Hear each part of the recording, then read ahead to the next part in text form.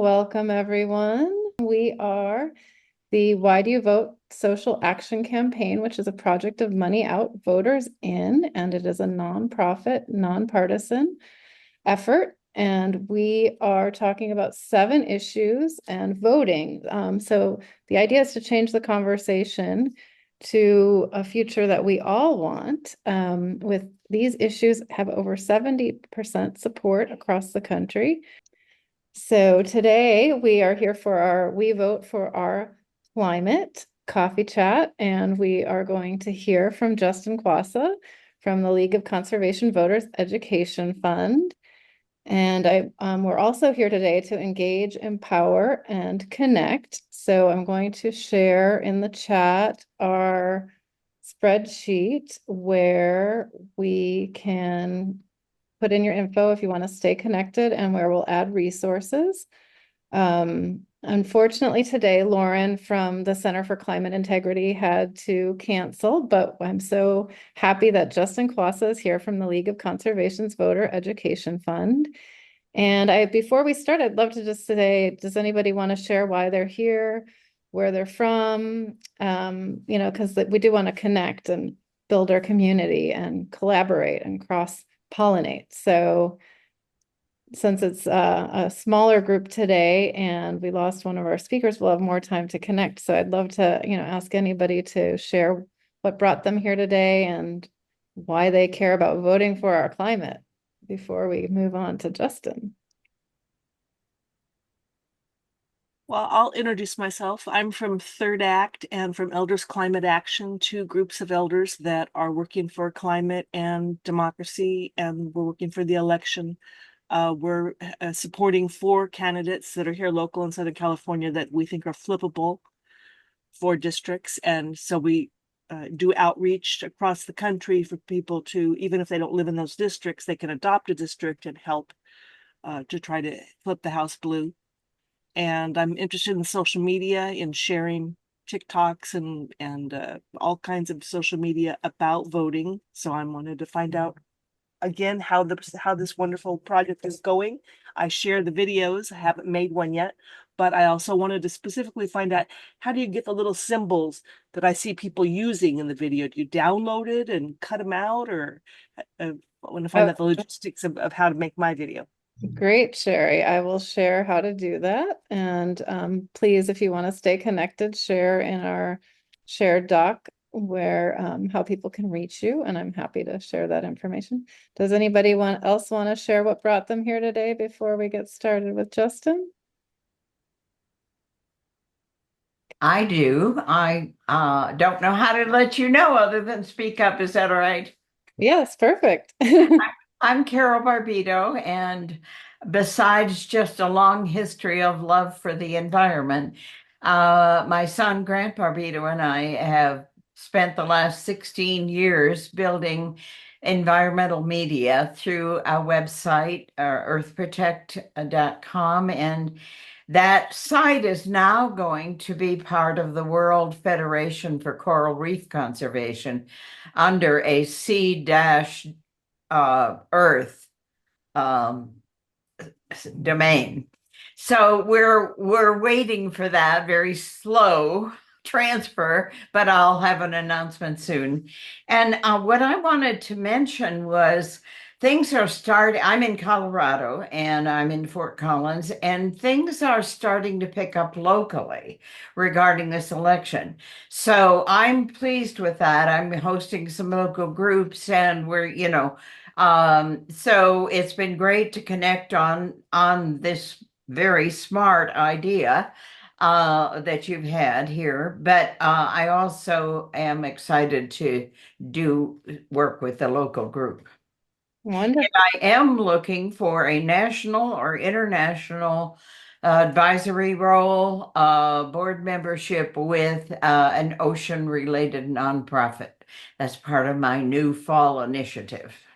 Oh, that's great. We will keep our ear out. Maybe Justin knows some groups, or I think I've heard about a few Yes. ones. Yeah. Also, I work with the campaign, but in the past, I've worked with the Ocean Foundation on planting seagrass and preserving coral reefs and with Forest Nation to plant trees and grow and preserve forests throughout the world.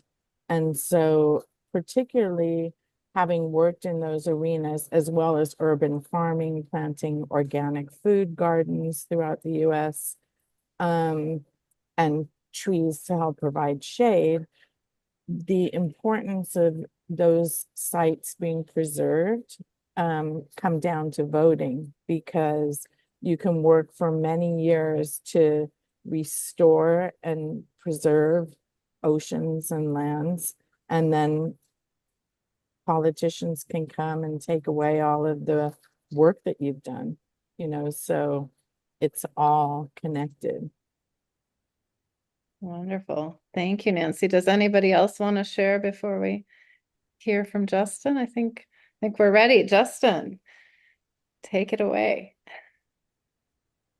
Hey everyone, great to see you all. Justin Kwasa from League of Conservation Voters. I'm the Democracy Program Director.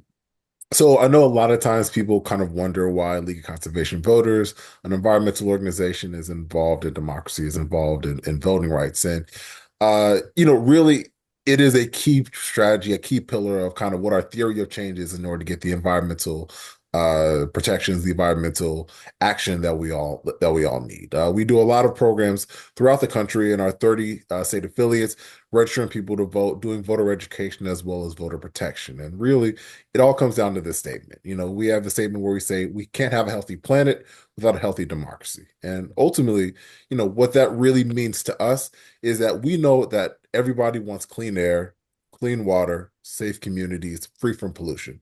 Yet that's not the case. And ultimately, we think that the fact that that's a reality means that there's something fundamentally broken, fundamentally wrong with our democracy, right? The fact that through money, through other forms of government, that polluters and other billionaires can supersede the will of the people. It's just fundamentally wrong. And so the beginning of fixing that, we know, is people heading out to the ballot and voting, right? Because, like I said, because we know that people do want environmental protections, we know that the real fight is making sure that we are getting people civically engaged, involved in our democracy, and that begins with voting. And we know that once our elected officials truly do represent the people that are in our democracy, that all the other things that we care about will be taken care of. And so that's why we invest so much, not only in every 4 years during the presidential election in terms of making sure people vote, but also we're working to do voter protection work. So working with our other coalitions in order to make sure people are educated about what their options are voting, that people have ways to report suppression when it happens, and then also with legislation. So making sure to pass voting rights legislation on the federal as well as state sides in order to make sure that voting can be as easy, accessible, free, fair as possible. So that once again, we can finally have a democracy that represents the people that it is meant to serve. And so really excited to be working with you all and working in coalition with all the other democracy groups in order to make sure that not only for 2024, but every election that's out there, even the local ones, which are incredibly important, well, people understand how to vote, why they're voting, and also what their options are of voting. Because if people don't know all three, that's when we have a democracy that isn't representative of everything that we know that we need.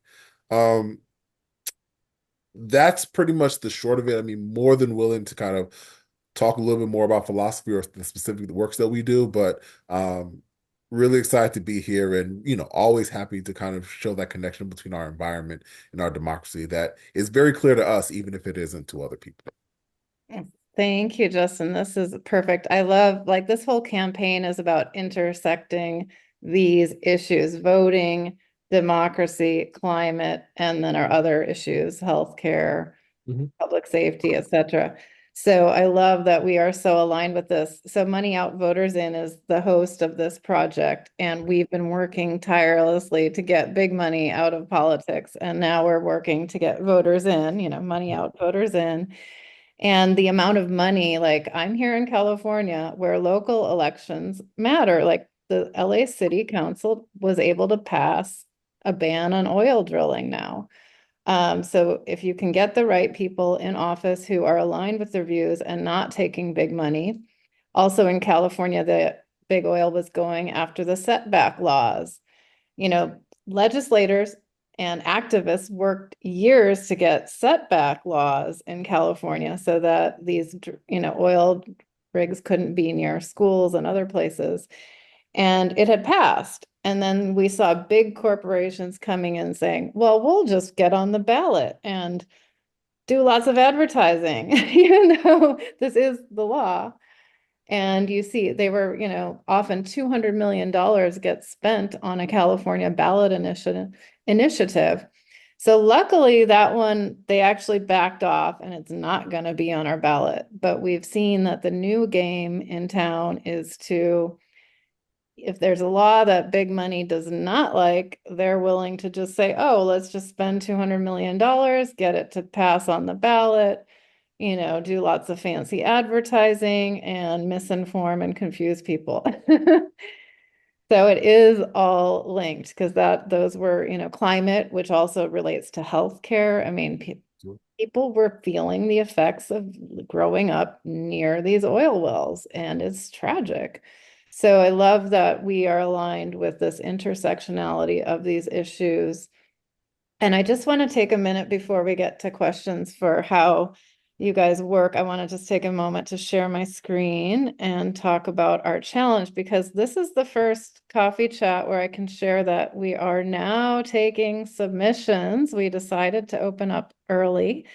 And we are running the Spark the Vote social media and film challenge. And we would love anybody to make videos about why they vote for our climate, whether it's protecting the ocean, plastic issues, air quality, the environment and our climate, warming, like there's climate refugees. There's so much going on that you could talk about, or hyper local, like how is climate affecting you?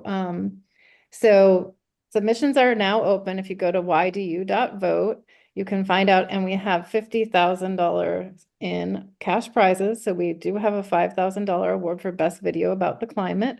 We also have a best award for a video about the Supreme Court, which could be in relation to climate. We also have best song and dance because it's for social media. So we want to make it fun. So please come and submit. And I just want to share, I love this intergenerational video that Ed Bagley Jr. did with his daughter, because we often vote for the first time with a family member.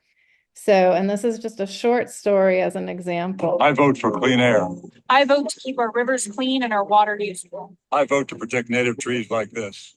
I vote because solar power works. We vote because we care about the future of our planet. Why do you vote? So, they're all short. So take a day, make a video, or make more than one video. You can enter as many times as you want. And we really hope that you'll participate. And so then we'll open it back up to questions from Justin. Like, I'm so curious about how you guys are doing your work, how you're doing the voting work, how you're doing the democracy work, and what you're doing with conservation education. Yeah, absolutely. So, I mean, I think really what we're doing, so I think as a lot of you all know, we have our uh LCV National, so which is doing work in Washington, D.C., passing legislation, as well as we have our 30 state affiliates, right? So they are not exactly our like partners. We can't control them, but we're highly associated with them. And so I think with them, really taking the time to do voter registration and voter education work throughout there, particularly focusing on communities of color as well, just because we know they're usually and it's not a coincidence, but have the worst impacts of environmental injustice. These are communities who, from the very beginning of our country, weren't even included in our democracy, and so as a result, they have been the ones that have been taken the most advantage of because they don't have a voice in our democracy. Which, once again, we talk about. That's why voting is so important, is because these communities, whether it's Black, Brown, and Indigenous communities, haven't been a part of our democracy from the very beginning. That's kind of where they end up, at the worst parts of all these social issues that we talk about. So make sure that they're involved. And also, we know that those communities vote for the pro-environmental legislation, pro-environmental policies that we care for. And so on top of that, then, being able to inform people. And, we also have C3, C4, and also some electoral things. So we can come at people from multiple angles, but really, highlighting what is the history that people have had with voting on environmental issues. And so most of our states have some type of scorecard that comes out at some point over the year saying, hey, this is the grade that people have on environmental issues. So people can really be informed of how their legislators are voting, and how that is affecting your personal community. And then finally, as I said a little earlier, we really are doing the work in order to, once we register people to vote, make sure that they actually do cast their vote. Because there's any places along the lines where people can, be suppressed or have their voice not heard. So really making sure that people are voting early, or if they're not voting early, making a plan to vote, so that they have enough time on election day to vote. And then also, for the first time, we're also looking to what does the post-election process look like, and particularly in some of the closer states. What are things that we can do, whether it's ballot curing, whether it's doing counter revote campaigns, in order to make sure that after the election, once every vote has been cast, it is actually counted and ultimately certified on January 6th, 2025. So those a little sampling of all things we do, but really, once again, trying to connect people's voice.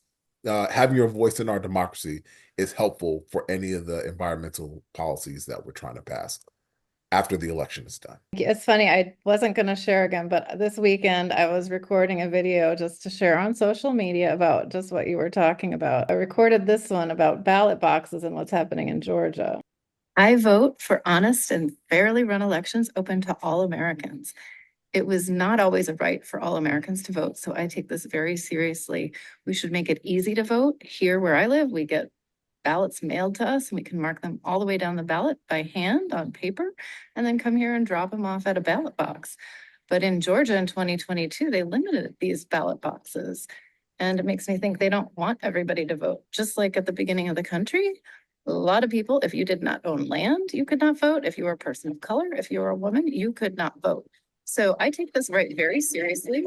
And I look for democracy champions up and down the ballot who will make voting easier for everybody, for all Americans. This is how we have our democracy, how every voice is important. Every voice is important. We should all be heard in making the future for our country that we want. So join me in voting for honest and fair elections for all. And I have to ask you, why do you vote?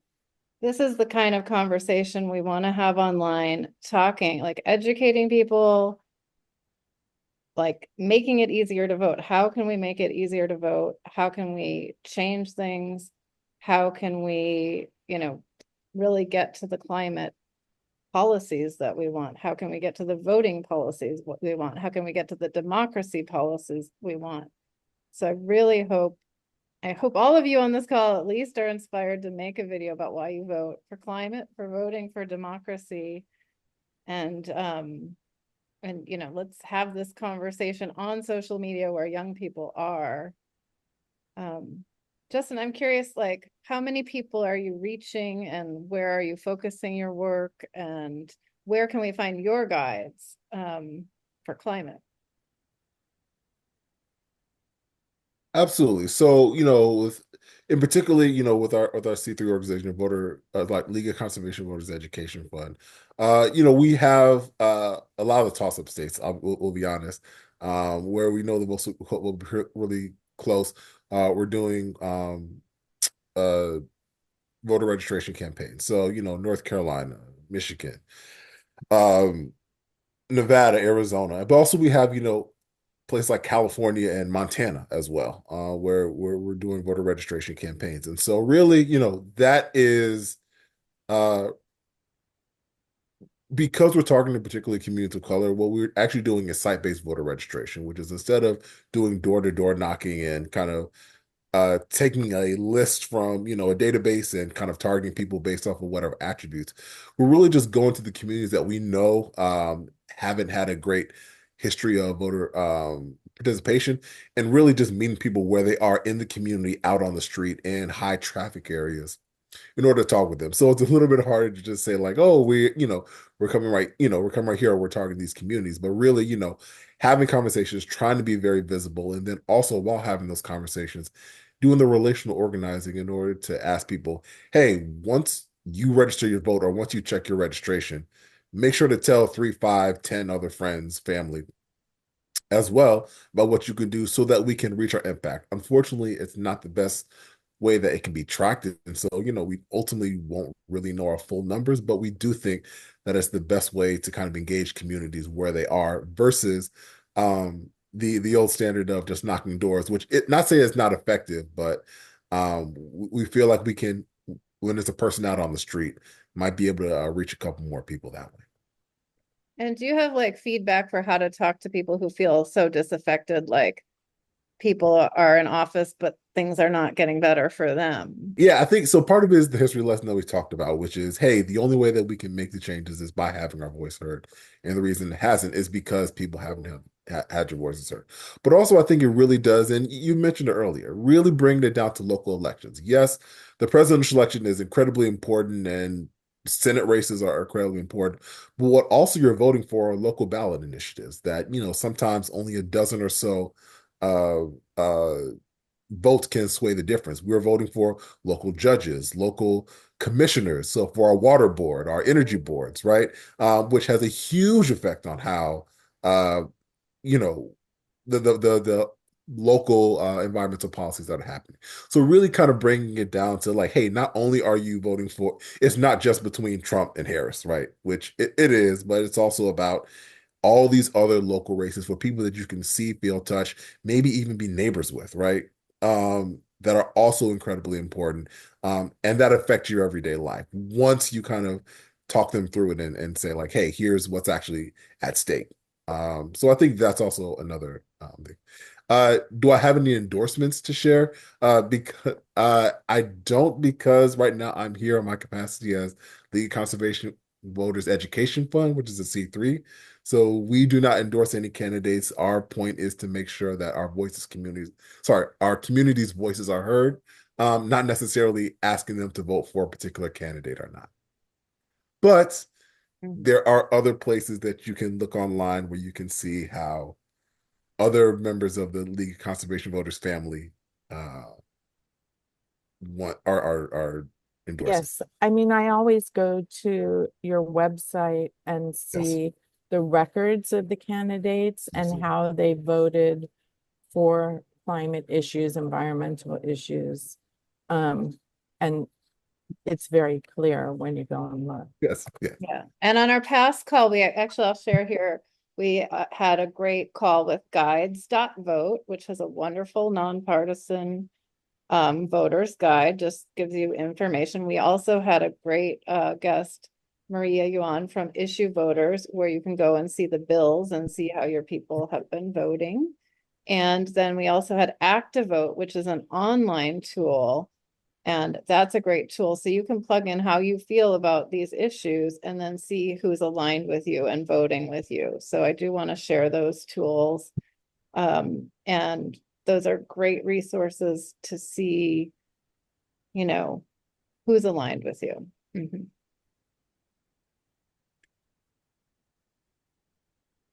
And I guess I'd also, and we heard about your voting work, I guess your democracy work, is there anything you guys are also doing to fight the influence of big money specifically?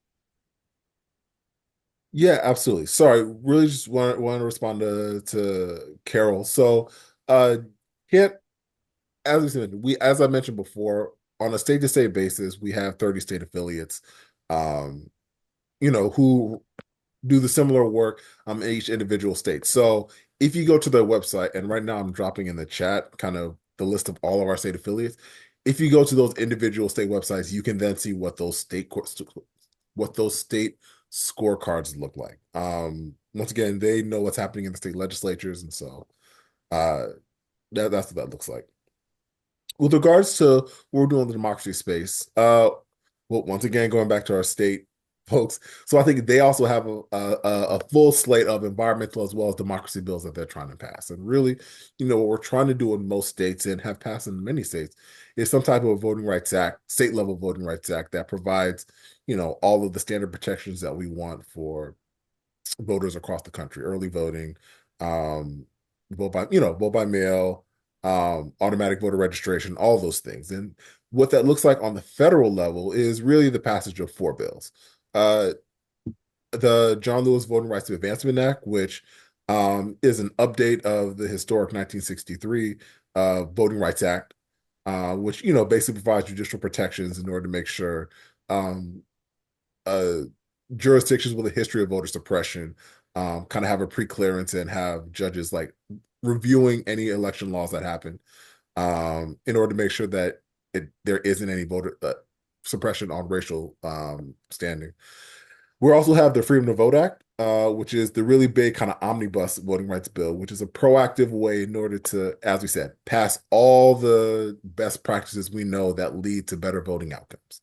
And that also includes, in addition to the voting outcomes, uh, a lot of policy that addresses money in politics and that really tries to limit the amount of money that is spent in our politics. As you can imagine, we're environmental organizations, so a lot of the people who are spending billions of dollars, millions and billions of dollars in order to sway our elections are the same ones trying to, you know, uh, or that ones that own or have energy or trying to pass pipelines.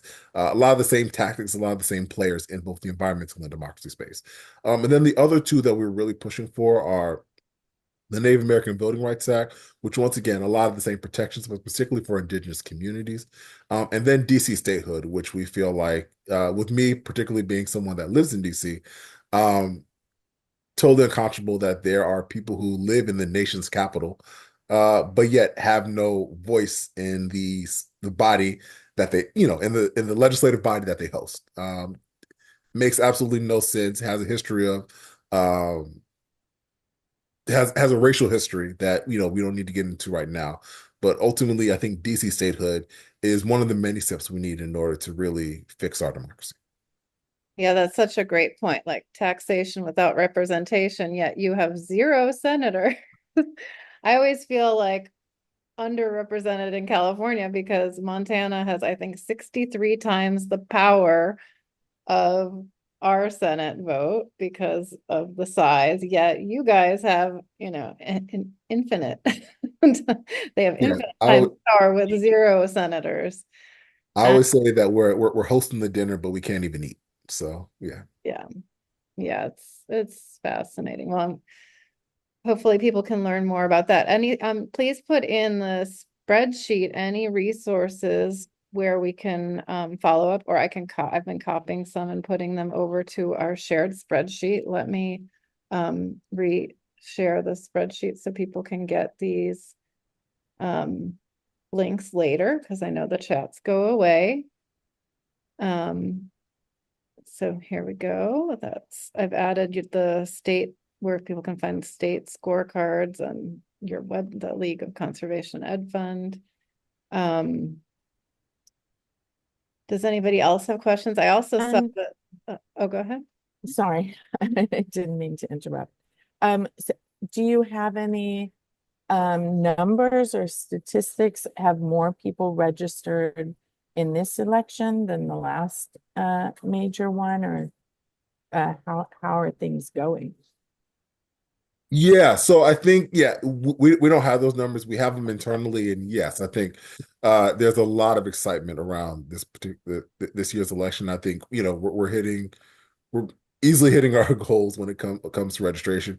I can't say for the whole country, and also that's also information that we'll know once the whole process is done. There's still more than 2 months left between now and the election. So the reality too is also that a majority of the registrations are probably going to happen. Haven't happened yet for this. Yeah. But ultimately, yes, I think people are very excited about the issues. Obviously, one half of the country is very excited about the candidate. But I think, it still is what we're still concerned with is, yes, people may be excited, yes, people may be registering, but ultimately, when it comes down to people casting their vote, are they doing the right things in order to make sure that is? Because there's always a gap and there's always a drop off between registration and actually getting people to the polls to vote. So Yeah, I think that's for really what sure. we're concerned about and what we're focusing on for the next 2 months.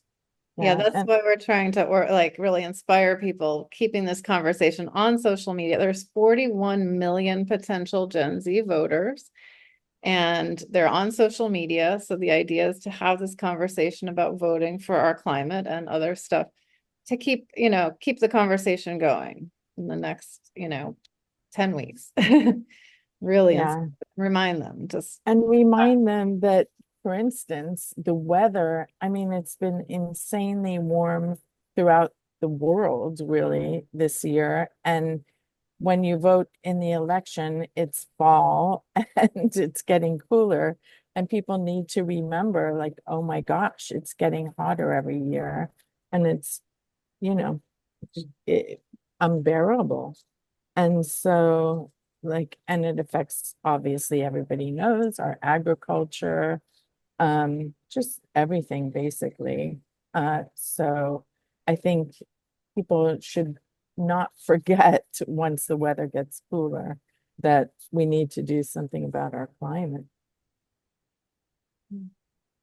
and Donna, I see you're with Climate Witness Project. Would you be open to sharing what that is? Sure. Hi, I'm Donna Lee, and I'm the regional organizer for the state for World Renew. And the Climate Witness Project is its climate advocacy program. World Renew was started by what's kind of informally known as the Dutch Church in Michigan, the CRC. And so they wrestle with these issues because of some of the church is kind of torn, and a large part of the church is voting sort of in a conservative pathway against climate actions that would be important to pass. But they wrestle with it, and World Renew is a larger organization that provides relief internationally for people who have truly been affected by the changing climate. We're especially active in Kenya and Bangladesh, where we're assisting farmers there after flooding. And in Kenya, where water conservation is just a huge issue. So, yeah, we do that work here, engaging the churches and trying to keep the conversation aligned with scientific fact. Um, Oh, thank you for joining us. I actually spent 2 years going back and forth to Bangladesh. I made a film on Muhammad Yunus, and I remember like the flooding was insane. And that's a river delta and below sea level. And I met people who lost their homes like 13 times, and things that had been rice farms that would sustain 100 families had to become shrimp farms because the water was becoming brackish and then would only support 3 families, or the cyclones that would come through and just destroy everything. So, and they have 170 million people. It's half the population of the United States, but it's like the size of New York. So when you have a climate catastrophe in Bangladesh, and it's the climate refugee situation it is so real. It's already happening. So I'm really happy to hear about your work. I didn't know this work that World Renew was doing. So thank you for joining us. But yeah, Thank climate you is for total. having me. And I'll tell you, I don't know your faith, but preach, sister, because exactly what you're just saying is what we're most focused on, especially the refugee populations who are moving out to be unsupported usually and sometimes rejected in Bangladesh. It's harsh. It's very harsh in other places in the world. It's harsh here. As we can see in the United States. But when you actually look at what's happening, especially in the global South, it's climate change has a chokehold on a lot of people and communities, and it's horrible. Yeah. And then it creates humanitarian crises. It's like people, there's a beautiful film by Ai Weiwei about the refugees. And like, that's why we're doing this, the power of film to open people's hearts and minds, and how is it affecting people? It's it's really important. We often, there's so much happening around the globe and we get little bits and pieces on social media and news and whatnot, but nowadays you're getting really siphoned into what you are watching, or you're not getting this big picture unless you really look for it. So I love that we are bringing people together and talking about this, and bringing people who aren't always talking together and learning more. And how can we keep educating? I want to bring these coffee chats to educators so that they can learn what's happening and use these tools in the classroom, especially with the students, so that they can learn about more resources. And I see Justin, half Kenyan. Yes. Yeah, and my when I worked on planting trees and growing forests, we were mainly growing them in Tanzania and planting one tree in America and a matching tree in Tanzania. But it helps prevent water runoff and, so many things, and provide sustainable livelihoods for the people who plant the trees. And it all obviously ends up helping the climate as well.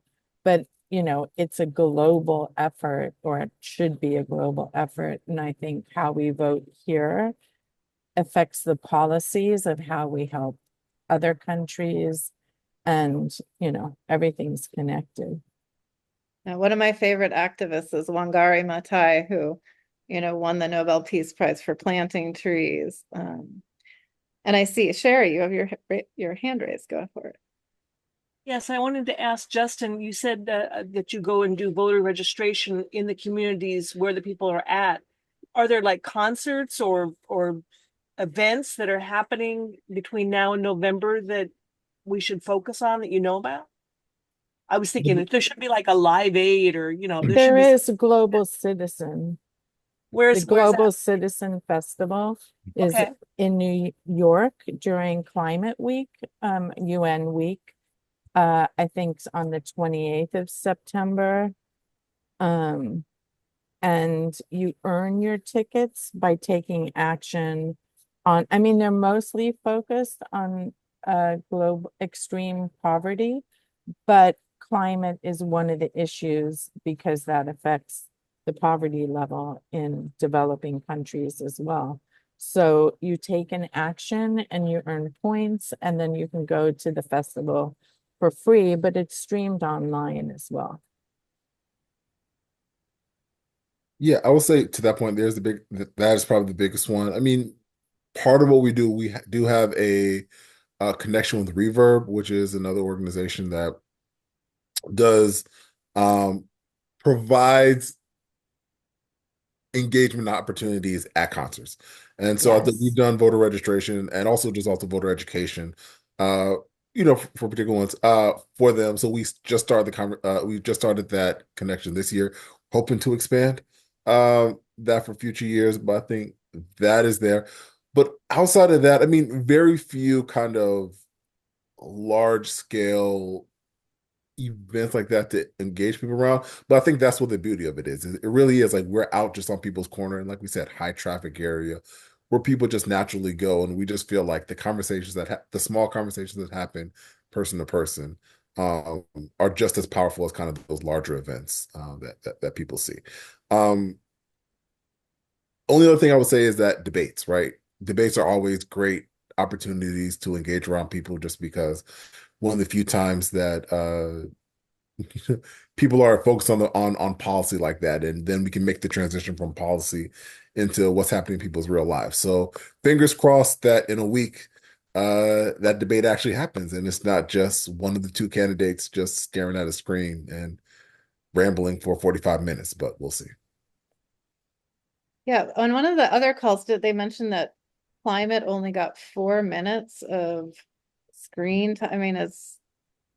it's ridiculous how, I mean, we're all aligned here. We all need a livable planet.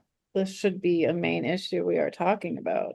Well, but unfortunately, one of the parties only agrees with that statement. So it's I'm also. I'm also trying to find local debates, like a county-wide debate or Southern California debate, and I don't know if any groups have those or not, but it seems like that there's a need for them. The League of Women Voters always has links on their regional sites about debates and other actions that are going on around that. Thank you. Thank you for reminding me about that. I'll check. Thanks. And I did hear about a California group that is holding live concerts and planting trees at the same time. I was just trying, I'll have to go back and find who was doing that, but they were actually having music concerts and planting trees, which I thought was such a fun idea, like to get out in nature, enjoy music and There's act. also a new group, the Green Music Alliance. Mm, And, so they're trying to activate as a group, and Reverb is one of their partners. Mhm. mm. Tree People and Seeds of Hope, or I don't know if they're doing anything actively. And quite honestly, it's a little tough to get in touch with the Tree People folk sometimes, but they try to stay pretty involved with their nature walks and getting people out and I guess inducted into how they might plant trees. I get their newsletter, the Tree People newsletter, and I just saw something where they were sponsoring a concert and they do a lot of fundraisers where it's like music outside and they get people like, big musicians to come. So I know they're pretty active as well. Yeah, I know. I was laughing because my daughter came home, went on a tree people field trip a year ago. We still have her tree growing here. So, and there's been so many great efforts on that. But does anybody else have any questions, things they want to share, other resources? Carol, do you want to tell us more also about what Earth Protect accomplished before you've been passing it off to the Coral Reef Association? Well, we feel pretty good about the reach. Tens of millions of people, and when I wish it were billions of people, I say, well, how many people get to reach,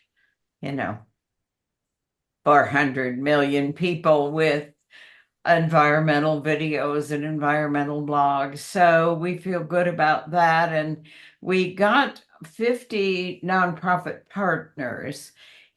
So everything from Jane Goodall's Roots and Shoots Conservation International, but also local, like Heal the Bay for you California folks. And it was a wonderful experience to meet so many people, work with some top environmentalists.